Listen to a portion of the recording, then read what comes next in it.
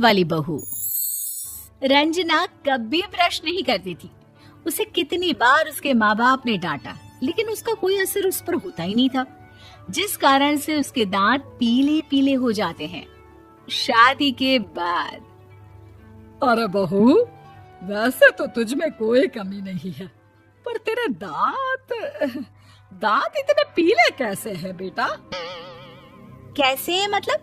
कोई सर्जरी थोड़ी ना कराइए। वो तो क्या नाम, मैं ब्रश नहीं करती थी तो पीले हो गए। अब क्या करूं?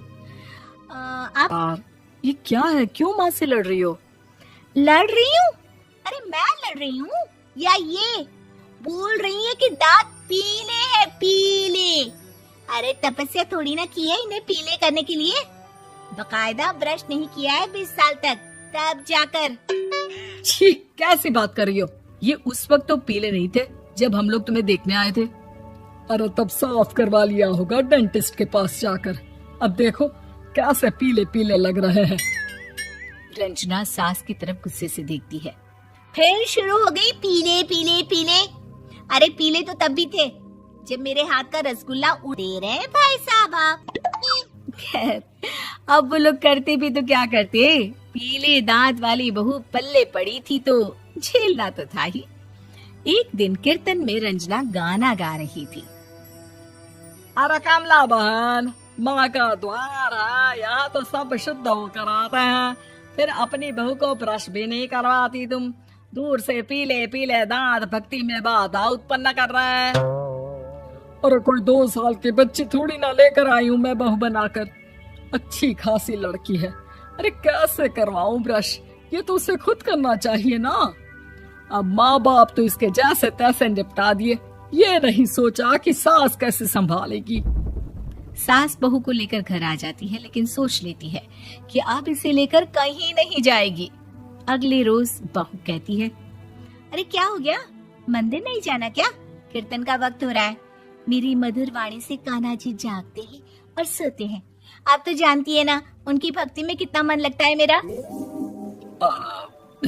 वो क्या है ना, तबीयत ठीक नहीं लग रही है मेरी, आराम करूंगी। बोल रही है कि तबीयत ठीक नहीं लग रही।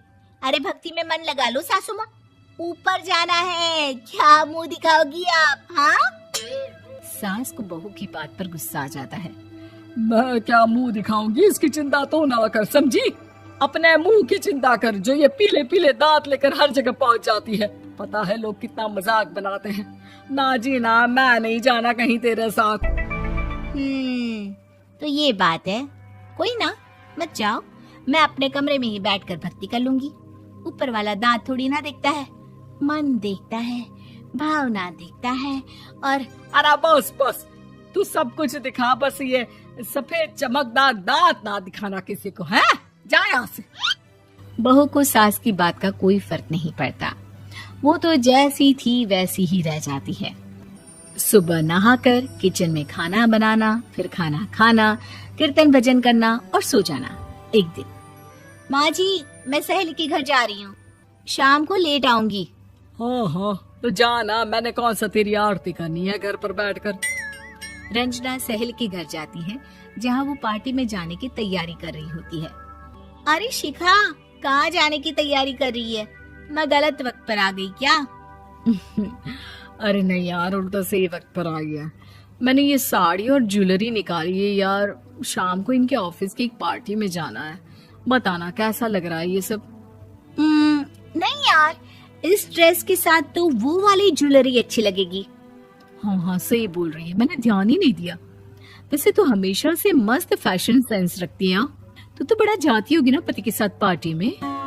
रंजना कुछ नहीं बोलती, बस सोचती है कि यार रंजना घर आती है और रात में पति से सवाल करती है, एक बात बताइए, आप मुझे किसी पार्टी में क्यों नहीं ले जाते? क्या आपके यहाँ ऑफिस में पार्टी नहीं होती? पति बेचारा क्या कहता कि दांत पीले हैं तुम्हारे इसलिए। अरे कोई पार्टी होती नहीं हम लोगों के ऑफिस में, तो कहाँ से लेकर जाऊं? और मार्केट, मॉल, कहीं वीकेंड घूमना, कहीं तो। अरे यार, सारे हफ्ते में एक छुट्टी मिलती है, तो सोचता हूँ कि आराम ही कर लूं। क्यों? रंजना मन मार के रह जाती है।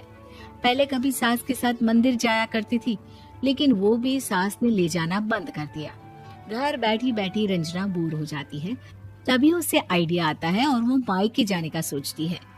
सासू माँ, 2 दिनों के लिए मम्मी के घर जा रही हूँ। अच्छा अच्छा ठीक है, आराम से जा।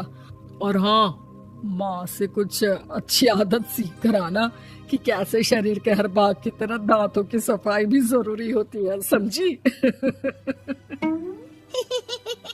शुरू हो गई ना आप। वो लोग आपकी तरह नहीं है कि छोटी छोटी बात का बतंगड़ बना दे। उन लोगों के लिए मैं मायने रखती हूँ, ना कि मेरे पीले पीले दांत। रंजना माँ को बिना बताए उन लोगों को सरप्राइज देती है, लेकिन जैसे ही वो दरवाजे पर पहुंचती है, अंदर देखती है कि घर वाले कहीं जा रहे होते हैं। अब माँ, काश रंजना दीदी के दांतों वाली प्रॉब्लम नहीं होती तो वो भी हम लोगों के साथ चलती ना बुआ जी की बेटी की शादी में। हाँ बेटा, लेकिन अब उसे कौन समझाए कि उसको उसके पीले दांत नहीं दिखते, लेकिन उसके आसपास के लोगों को कितना एम्बैरेसिंग फील कराते हैं। मुझे तो कितनी बार उसके स्कूल की टीचर ने शिकायत की कि उसके साथ कोई लड़की बैठना भी नहीं चाहती और ना ही कॉलेज में कोई उससे बात करना चाहता था, लेकिन पता नहीं क्यों उसे ये बात समझ में ही नहीं आती। कोई कमी नहीं है उस लड़की में, बस यही कि दांत पीले हैं। वो तो भला हो जीजा जी और उनकी माँ का, जो दीदी को जैसी है वैसे ही रखा हुआ है। रंजना को अपने घर वालों की बात सुनकर बहुत दुख होता है। वो सोचती है कि वो क्या करे, लेकिन फिर वो सीधा डेंटिस्ट के पास जाती है, अपने दांत चमकाती है और कसम खाती है कि वो रोज ब्रश करेगी। अरे क्या हो गया? तुम तो 2 दिनों के लिए गई थी ना, पर कोई ना, अच्छा है, चलो आ गई तो। रंजना सास के सामने आकर खड़ी हो जाती है और पूरी स्माइल करती है, उसके चमकदार दांतों को दिखाती हुई। हैं? चले मंदिर। माँ, मुझे माफ कर दीजिए, मैंने आप लोगों को बहुत एम्बैरेसिंग फील करवाया। मैं आज से रोज ब्रश करूंगी।